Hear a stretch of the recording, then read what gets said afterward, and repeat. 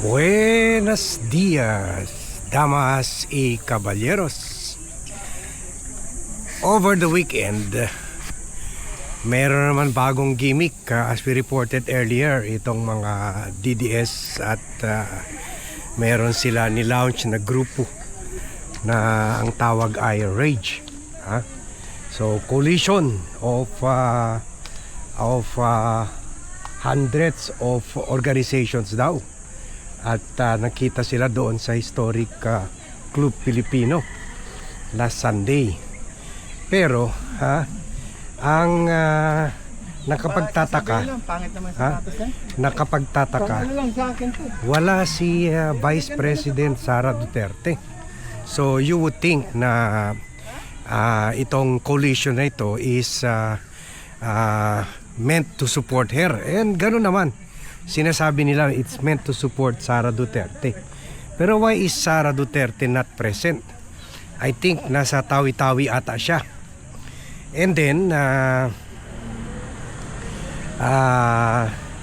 as we reported earlier, meron rin itong PDP Laban, yung political group chaired by former President Rodrigo Roa Duterte. Gumawa rin sila ng major announcement at convention to install and appoint Davao Mayor Baste Duterte as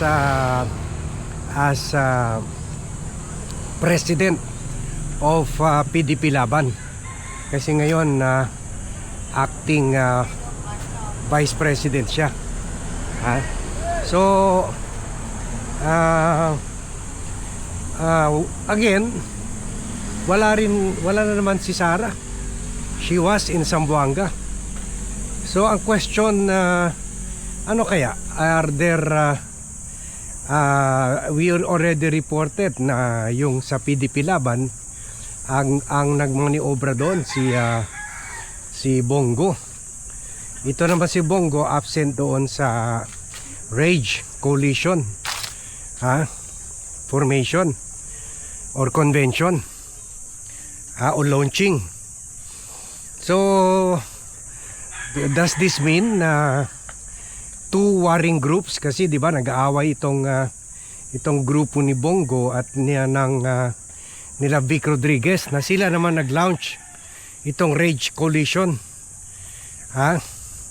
with their guest speaker being the PDP Laban President na si Baste Duterte. So does this mean na Baste is the one na ngayon, plan B, and also possible one kung nabugbog na, nadurog na masyado si Sara Duterte dito sa impeachment trial. So all of these developments are happening kasi without Sara Duterte and with Baste Duterte being at the center of it all. So ginugroom na ba ng warring two major but warring DDS forces? Are they shifting? Nilaglag na ba si Sara Duterte? Baste is it na ba? Baste is it? Ano ba ito?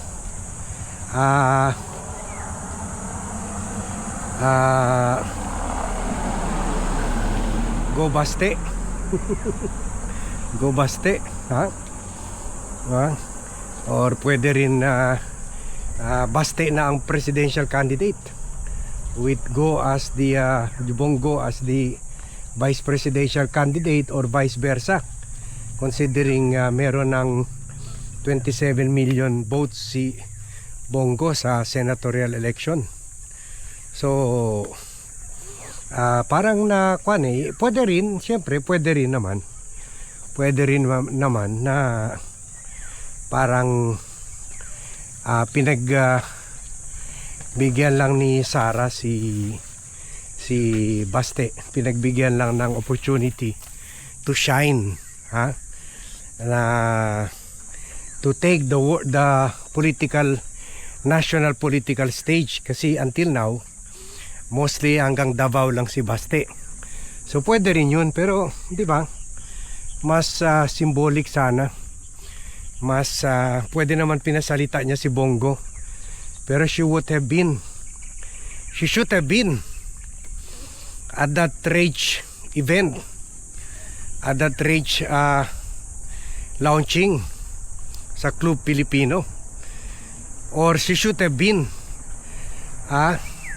kahit nandun yung karton niya sa PDP Laban convention, but she should have been there, kahit hindi lang siya nagsalita, just to show as the titular head, as the symbolic head of the DDS.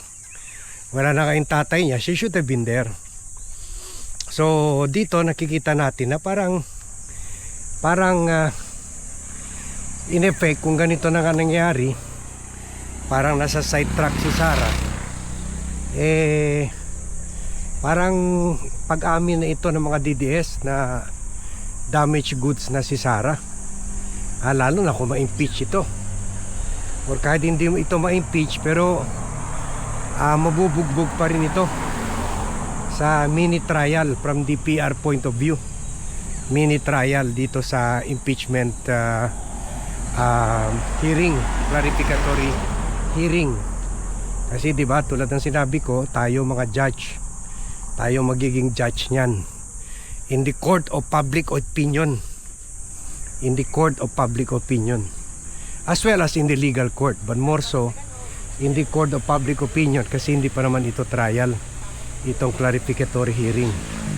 So yun lang ang natin, yun lang ang observations and analysis natin dito sa absence ni major ito mga event na ito. In fact, si Bato nang padala ng audio message.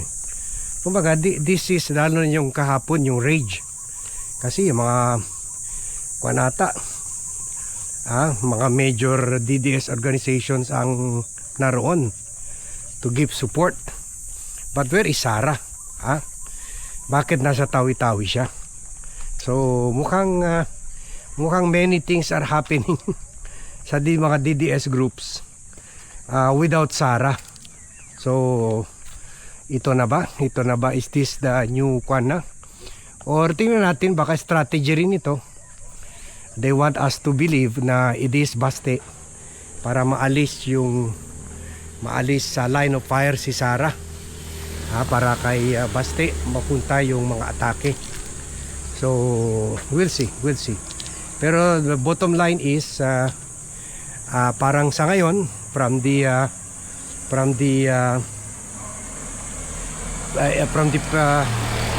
war of perception,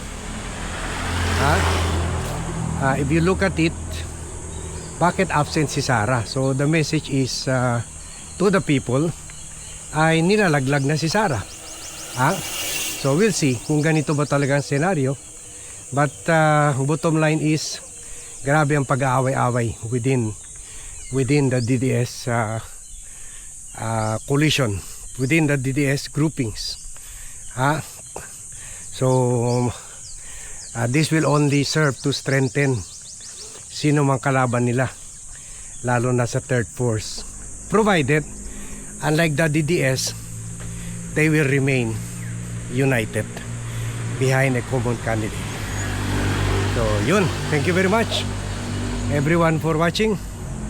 Thank you very much for joining me in this vlog. Pasensya na kung medyo humihingal tayo, kasi pataas tayo ng hill at hindi pa tayo naka-take ng inhaler natin para sa COPD, Chronic Obstructive Pulmonary Disease. Kumbaga may barado ang lungs, diba? So kailangan natin ng inhaler. But I'm okay. Okay? So thank you very much and see you in my next vlog.